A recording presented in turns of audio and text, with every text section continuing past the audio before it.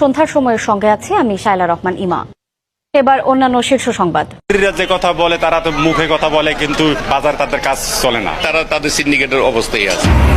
মজুদ পর্যাপ্ত, বাজার নিয়ন্ত্রণেও নেই ব্যর্থতা। তারপরও কেন চাল আমদানির অনুমতি? খোড়া অজুহাত খাদ্য সচিবের। গরুর মাংস কেজিতে 100 টাকা বাড়ালেন খলিল। ভারতীয় পণ্য বয়কটের ডাক দিয়ে বাজার অস্থির করার ষড়যন্ত্র করছে বিএনপি, দাবি আওয়ামী লীগের।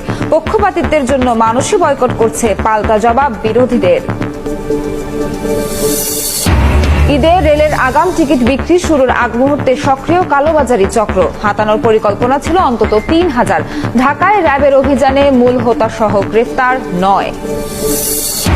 মুক্তিপণ দিয়েই বাংলাদেশি নাবিকদের ফেরাতে চায় এমভি আবদুল্লাহর মালিক পক্ষ, খুঁজছে বিশ্বস্ত এজেন্ট। তৃতীয় পক্ষে ভরসা না করে আকাশ থেকে ব্যাগে টাকা ফেলার পরামর্শ।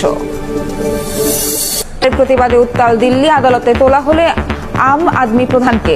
আবগারি দুর্নীতির